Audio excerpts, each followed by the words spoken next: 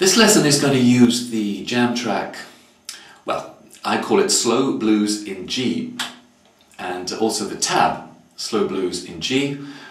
We're really not going to learn anything new on this lesson. We're going to use this as an opportunity to practice the shape that we learnt in the last lesson, which is that bit of a stretch as we boogie out here, but with an even bigger stretch. We're going to put this into another key now, in the key of G, where your index finger will be on the 6th string 3rd fret and your ring finger on the 5th string 5th fret, and the boogie pattern comes all the way out to the 7th fret.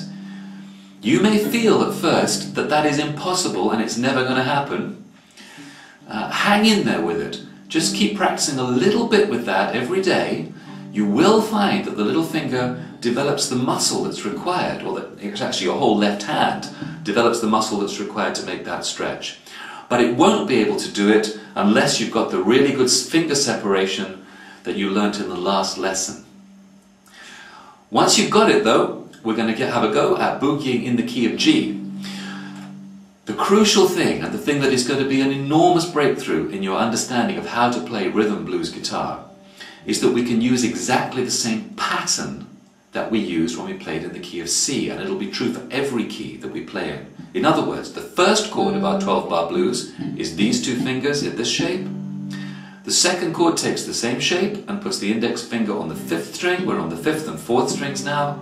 And the third shape, you're probably way ahead of me and telling me already, we shift this shape up 2 frets. That gives us the third chord of the 3 chords we need in a 12-bar blues. So you already know everything you need. I'm going to stick on the jam track, Slow Blues in G, and play along with it. And when you're ready, you can do the same thing. 2, 3, 4.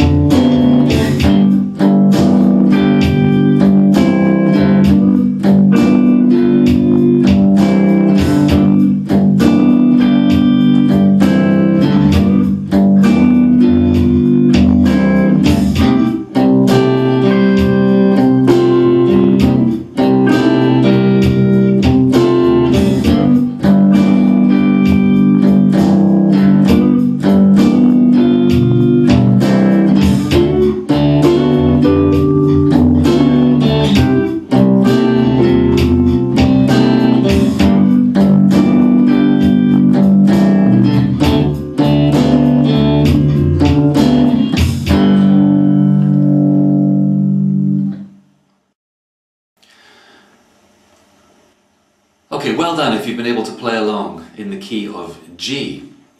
If you have, you're doing great.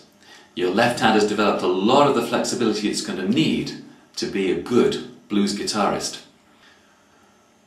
At this stage of the course, we're almost at the end of Module 1, and at this point you should be able to play a rhythm boogie-woogie pattern for any blues song in the key of A, or C, or G, provided it uses either a standard 12-bar blues structure or a quick change 12-bar blues structure.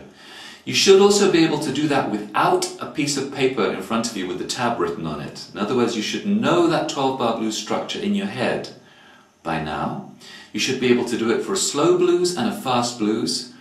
And at least in the key of A, you should be able to put in a few little licks in addition to the boogie-woogie pattern, and you should be able to play at least 1 and maybe up to 3 that we've looked at, turnarounds, covering bars 11 and 12 of a 12-bar blues. If you can do all those things, hey, you've done absolutely great and you're exactly where you should be right now.